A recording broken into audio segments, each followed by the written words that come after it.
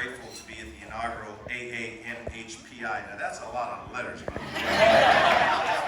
my day, it was just API, so I had to write it down. AAMHPI. I dig it though. I love it that we have young folks here.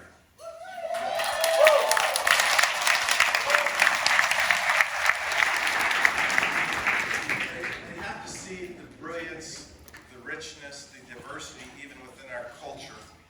To see that we put some of our cultural differences aside, and we come together as a party and we look at each other and we try to learn from each other and we realize we have so much in common. We are in some exciting times and we're at some scary times. Governor Gary Locke and I were once young lawyers with the same company. And I don't know if that's astounding that we both were young or both were lawyers. But during those times in the 80s, I have to ask myself, when I talk to my wife and kids, what has really changed, if anything? What's happening in Israel? What's happening in Ukraine? What's happening in our country? It's astounding. And so the need for us to come together like this, we as Democrats will be defined by how we deal with our disagreements. With what's happening in the Republican Party and the other party, I'll tell you that this is our time to lead. I'm not afraid to talk about some of the issues we have within our own party. We have to be able to define them and talk about them. There are a lot of very important people here. I would do badly if I tried to acknowledge all of them.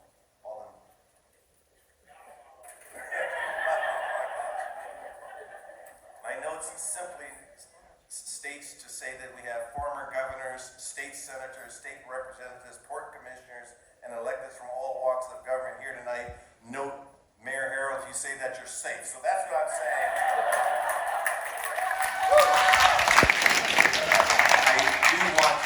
I do want you to know that I have some members of my cabinet here and parts of our administration here, and I see you. I do want to bring attention to Port Commissioner President Sam Cho who's joined our team. I want to talk about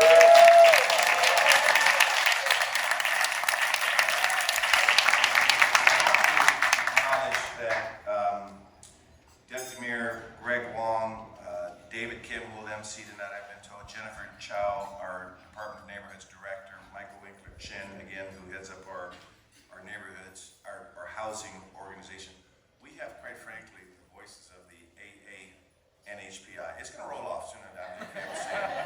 The AANHPI.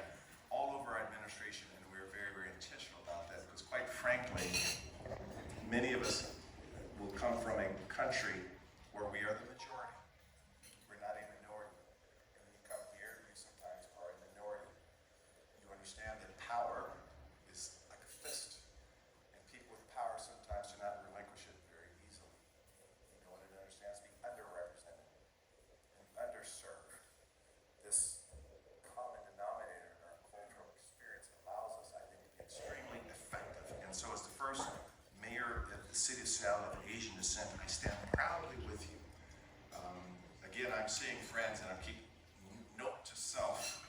I should acknowledge some of you because I'm looking at you and you're like, hey, Bruce, can a brother get a hook up here? Can a sister get a shout out? I hope that throughout the evening you are recognized because I have so many dear friends here. I'll close by saying this.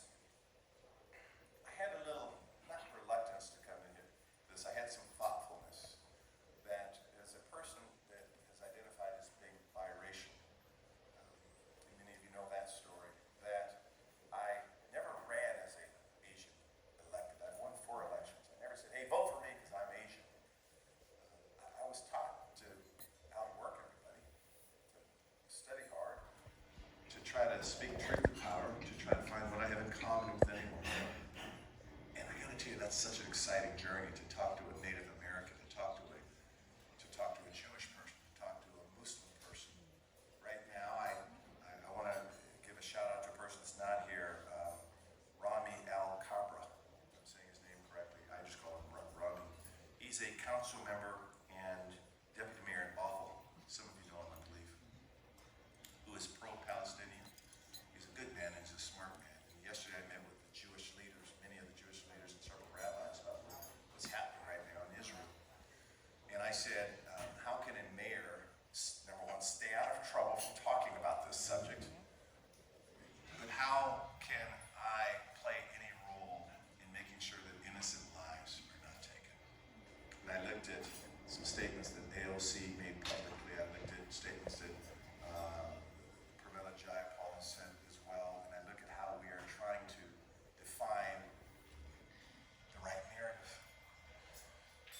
say to you, as members of, I'm going to go old school and say API community, but I'm going to say AANHPI, Shatta, I'm sorry, we're Shatta. I'm trying to stay on the script. That, number one, you've done a marvelous job of organizing this.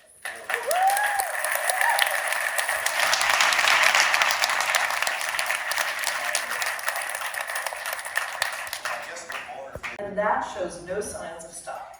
In the past decade, the number of eligible AAPI voters in Washington grew by 54%.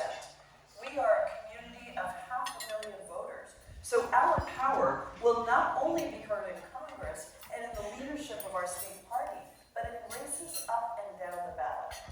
Now, we've still got work to do. 35,000 Asian Americans, Native Hawaiians, and Pacific Islanders lack health insurance in our state. And nearly twice that number live in poverty in Washington. That will not stand. That cannot stand. What we are doing today and every day is building the collective power necessary to deliver the change that we need and lift up every community in Washington. Washington State Democrats and AANHPI Washingtonians across the state have proven we have what it takes, not only to win elections against Republicans and their billionaire mega donors, but also to deliver bold economic policy, urgent climate action, and combat hate in all its forms, whether it is anti-Asian hate, anti-LGBTQ discrimination, or any other form of hateful MAGA division. We have over 25 co-hosts and sponsors for tonight. I want to give a special shout out to Jeff Rowe and the AAA Action Fund for their incredible support and partnership tonight. And now if you are a sponsor or co-host, if you're wearing one of these beautiful leis, if you could please stand so that we can properly thank you and recognize you tonight.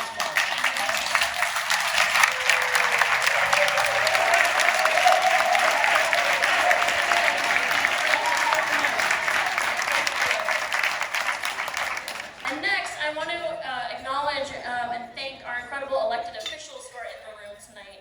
We have Washington statewide leaders like Commissioner Hillary Franz. Here we have state legislators and municipal leaders alike. It's what a truly powerful and inspiring group. So please stand if you are an elected official so that we can recognize you. And if you are a candidate, please stand. Thank you for running.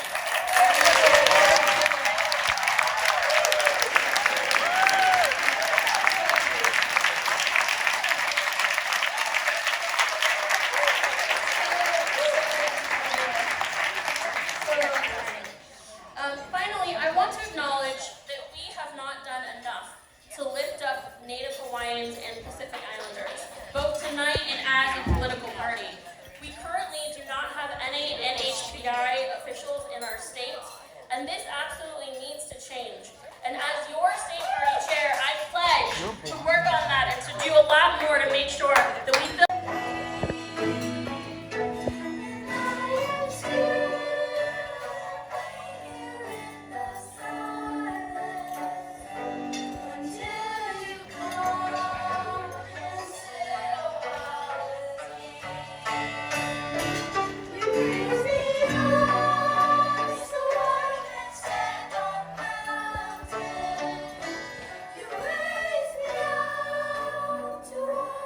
To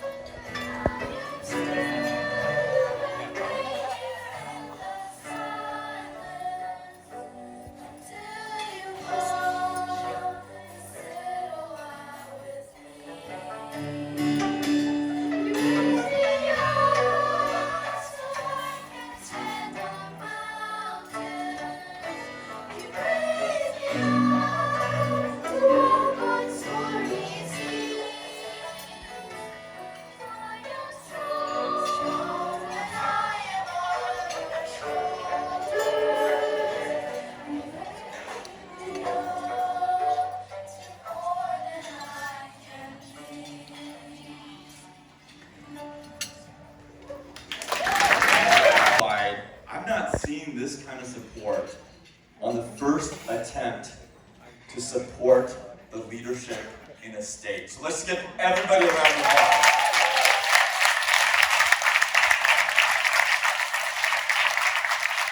That being said, this sort of keynote, fireside chat, we decided to mix it up just a little bit because we have unbelievable leaders that have actually done it. They've aspired and become and accomplished the things that they've already always aspired to. So the question is, like, for us, how can we get there, right? How can we get there? You heard about all of the challenges that we have as the fastest growing AAPI minority population in the United States. So all we're going to do is going to be very informal and asking Gary and Mike questions about what made it possible for them to attain the highest heights that we aspire to, okay? So, and we're going to just keep this very open-ended. So the first question I have is, look, we're the fastest growing minority population in the US, but we don't act like we are, right? People in this country still don't see us as citizens, as being part of this. Like, I remember when I was little, like growing, people, like kids in my own neighborhood saying, go back to your own country. We've all experienced that before, right? So the question is, in order to actually have the power and the influence, the question to Gary and Mike, let's start with Gary, is what was it that allowed you to get to where you are? Gary, what is that secret sauce, or what is it about what you did, or the people that actually helped you to get to where you are? Well, I was very lucky. I think it was a matter of luck and timing, being in the right place at the right time, in an era when people were looking for change.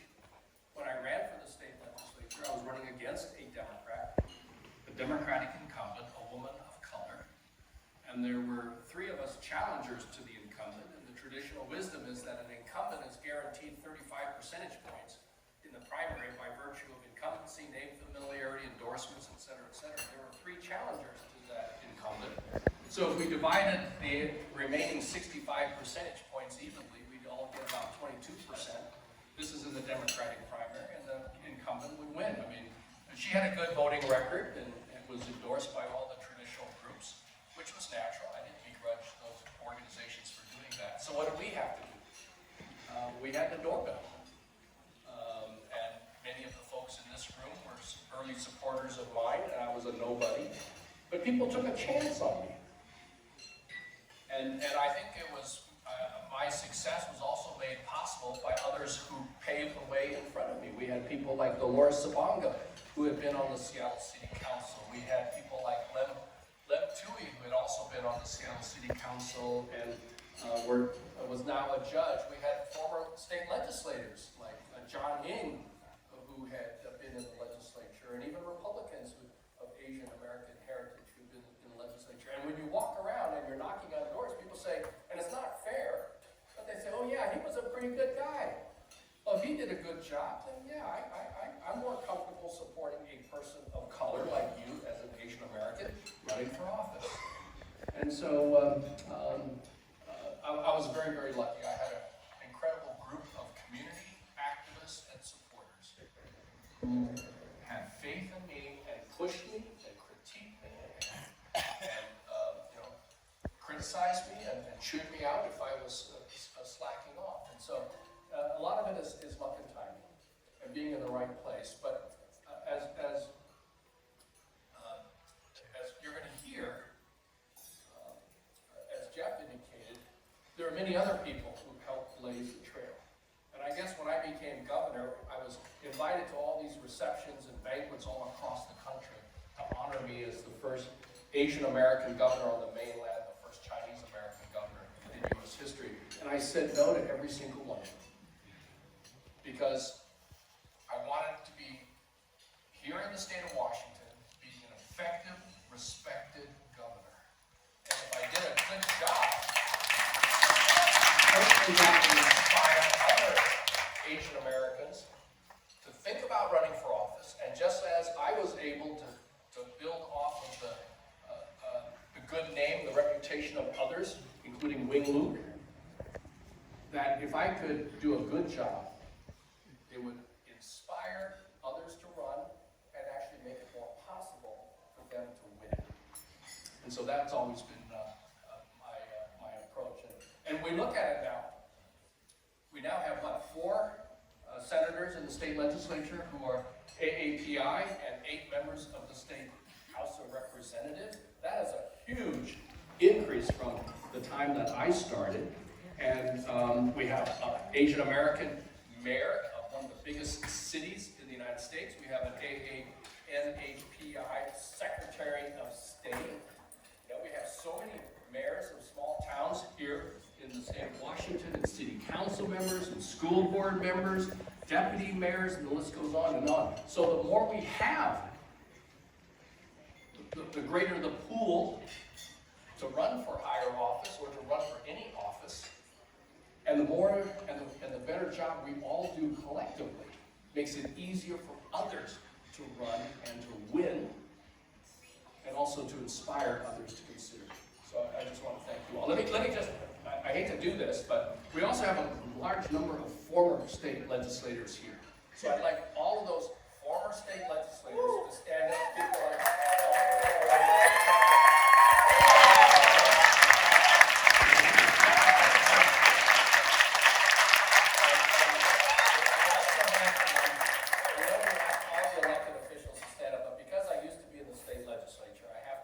make sure that we recognize them. All the members of the state legislature currently in office right now, AAPI, stand up.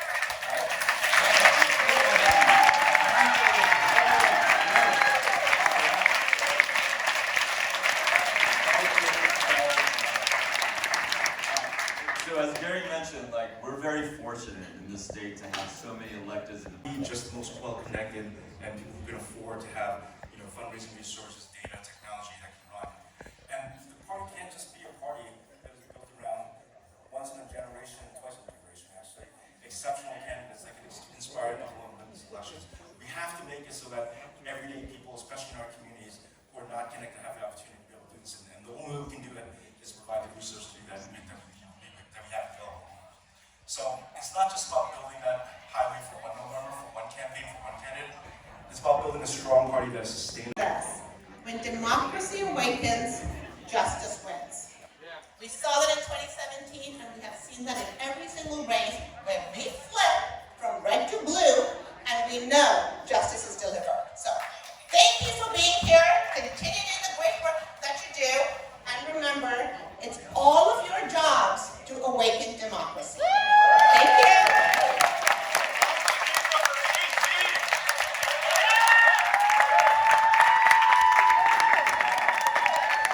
Thank you so much. I don't know if that doesn't deserve a sort of like a standing ovation or what it is. It's just another excuse for you guys to stand up and shake. Just so, hello, my name is Min Tai. Having the honor to stand with my sister, Senator Mangadingra, on this stage, which I never could ever imagine. We have so many firsts in the room. And that is another reason to celebrate. Yes, I am the first refugee ever elected to serve in Washington State Legislature.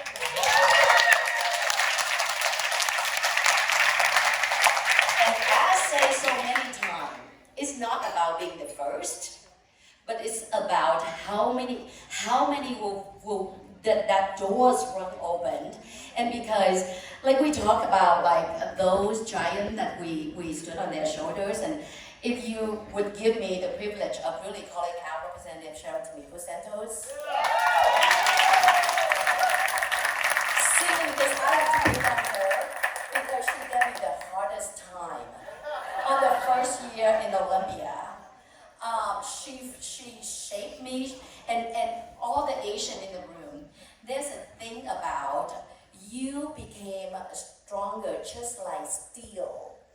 However, tonight, I am going to ask us to reflect on a quote from somebody who's also a trailblazer for the Asian, Native Hawaiian, Pacific Islander. Yes,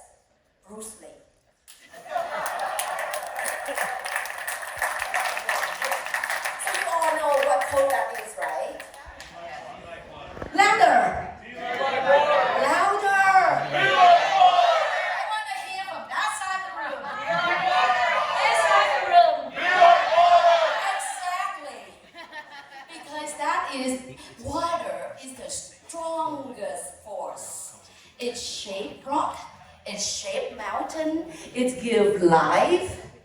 It's who we are. So, be strong as steel, but more importantly, be like water. And with that, thank you, brothers and sisters, for staying in this place, staying engaged, and be partner with us. Prepping in the kitchen, do the dishes off the floor. Last one in the kitchen, flick the switch and lock the door. 45 survivors, yeah, we did this shit and more. So we do the thing again, yeah, it's next to us all. Take it back to friend, my friend and fans call me George. Awkward when I talk because this language wasn't ours.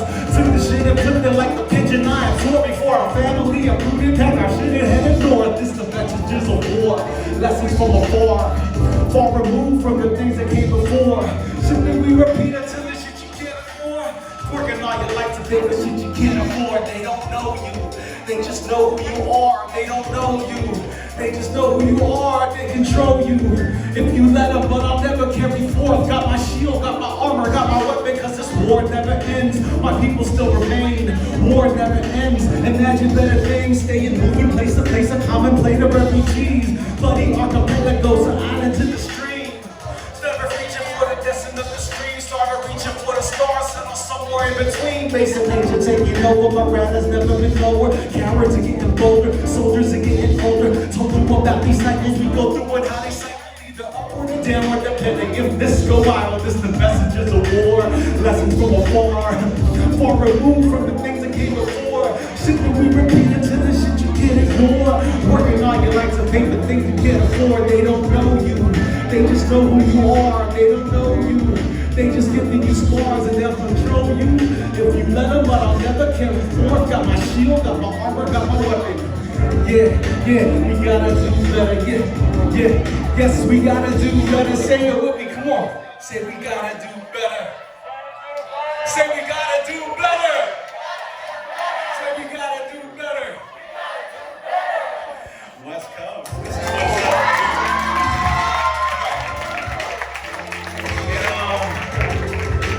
If you listen to this actual song, there's an electric guitar playing. I don't got my guy. His name is. It's on the record, and he's shredding right now. So in the spirit of my guy, he could have made us. All right, let's cue up that next.